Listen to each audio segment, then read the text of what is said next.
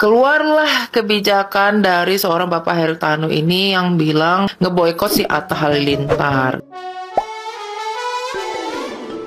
Hola netizen yang tercinta, Atta Halilintar kembali disorot karena dikaitkan dengan isu boikot. Ia dikabarkan diboikot oleh beberapa stasiun televisi, diantaranya MNC dan TV One. Kabar itu dimulai oleh sebuah video TikTok yang dibuat oleh salah satu akun. Akun ini menggabungkan beberapa video yang menunjukkan pemilik MNC Haritanu Sudipjo, kemudian Atta Halilintar dan Ardi Bakri serta Nia Ramadhani. Kemudian Atta Halilintar menunjukkan bukti pesan yang menyatakan dirinya tidak diboikot oleh pihak stasiun televisi manapun. Ia menampilkan Haritanu mengirimkan pesan untuk meluruskan bahwa MNC Group tidak melakukan boikot. Lalu Atta meminta izin untuk mengunggah pesan tersebut agar bisa dibaca oleh publik. Ia juga melakukan hal yang sama dengan Nia Ramadhani. Kak, titip bilang Atta ya, ini nggak ada sangkut paut sama Ardi ya, jadi nggak enak hubunginnya. Ya begitulah pesan dari pihak Nia dan Ardi. Hati-hati kemakan fitnah di TikTok or sosmed lainnya ya. Kemarin di chat Pak HT, sekarang di chat Kak Nia dan Mas Ardi Bakri. Ya begitulah tulis Atta Halilintar. Isu itu mulai disebarkan ketika Atta Halilintar diduga menyindir Fuji dalam video buatannya. Atta yang menyebut tidak menyindir tetap meminta maaf kepada pihak keluarga Fuji jika mereka merasa tersinggung.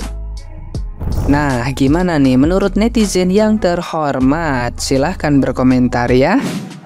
Woi coy, lagi kesel ya? Lagi meradang? Kena boikot ya?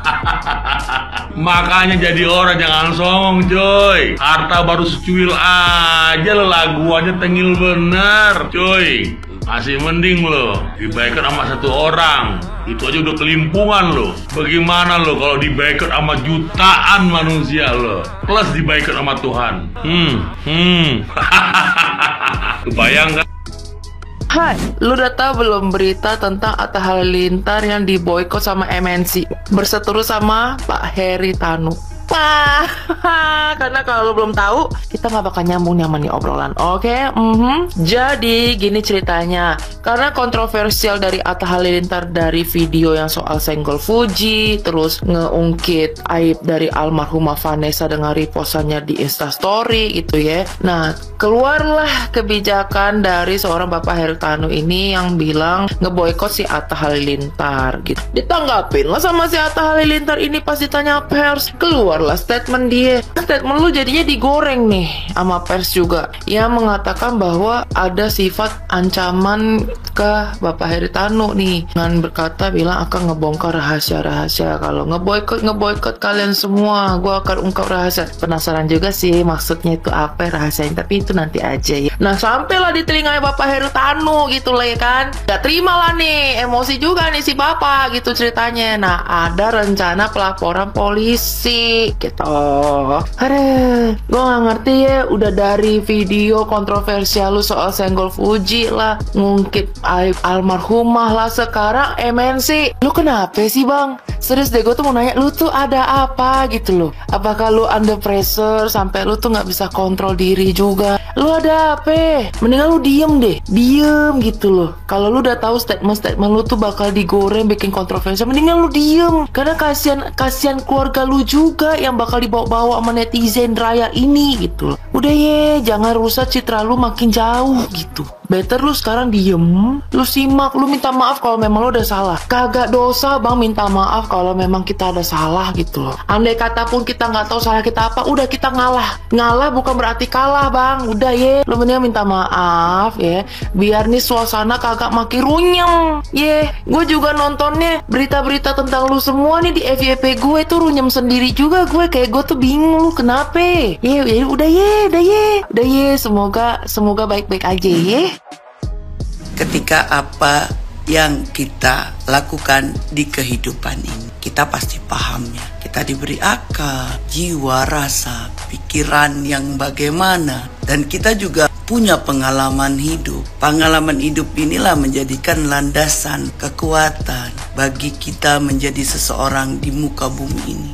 Nah, apa yang kita ketahui, yang kita bisa lihat juga dari sisi kehidupan sosial orang lain. Tapi jangan sampai itu menjadikan sesuatu hal bahan untuk menghina hidup orang lain. Karena satu hal yang harus kita ketahui, hidup seseorang itu sudah ada yang mengatur, yaitu Sang Pencipta. Nah, apa yang kita lakukan itu harusnya kita berpola begini, sinkron tidak apa yang kita ingin sampaikan dengan apa yang kita report. Nah itu, sorry ya, aku bukannya apa. Jadi hal-hal yang harusnya kita ketahui juga sebagai seseorang public figure, ya, kita tahu bagaimana dampak yang akan terjadi ketika ini tidak melihat satu hal kesenambungan, ya, adanya satu hal konteks yang sama. Nah,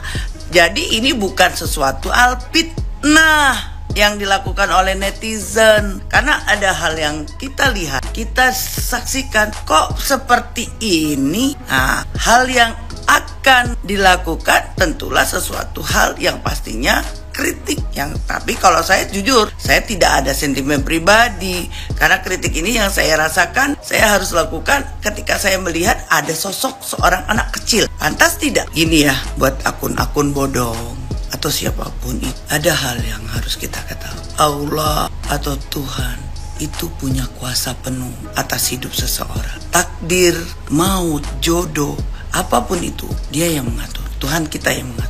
Sekarang gini, hal yang terpenting harus kita ketahui, ketika seorang anak kecil, kalau boleh dia memilih, dia tidak mau ditakdirkan sebagai yatim piatu. Bagaimana hal yang ketika itu juga terjadi terhadap kehidupan kita. Sebesar apapun kesalahan yang dibikin orang tua, sebesar apapun dosa yang dilakukan orang tua, kita tidak bisa menghakimi itu.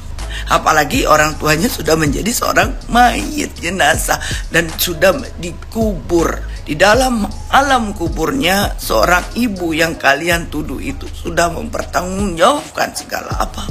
Bahwa kalian melihat itu loh. Jadi saya bukan nyinyir di sini, tapi saya berlaku sebagai seorang ibu. Saya pernah melahirkan. Saya perempuan. Lihat, kekayaanmu, kejayaanmu itu bukan hal yang harus kamu menjadikan satu hal. Ini loh gue. Tapi bagaimana kita mencintai anak yatim piatu? Respect, karena saya merasa apa yang dialami anak ini ketika itu menimpa dengan anak saya. Jadi aktualisasi kehidupan kita, sinkronkan sinkronkan ya.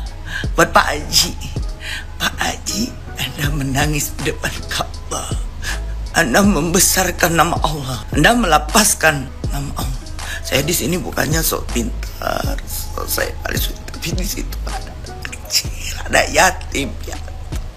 Jangan, baik, kita tidak pernah tahu perputaran hidup ini. Bersyukurlah bagi orang-orang yang tidak mengalami seperti kehidupan Gala saat ini. Walaupun dia merasakan kemewahan kasih sayang, tapi dia pasti rindu. Apakah kita tidak tahu bahwa Gala ini rindu sosok seorang ayah, mami, papinya? Jadi apa yang sudah ditakdirkan oleh Allah, Tuhanlah yang berkehendak atas kehidupan kita. Saya juga bukan orang sempurna. Saya banyak susah, banyak salahnya terhadap Tuhan saya. Saya juga banyak mengecewakan. Tapi dari sini saya belajar bagaimana saya melakukan apapun. Saya melihat hidup ini adalah satu hal, perjalanan bagaimana saya belajar dan belajar. Mohon lihat ya, ketika kita yakin bahwasanya kita punya Tuhan, kita mampu untuk tawadu. Kita mampu menundukkan diri kita.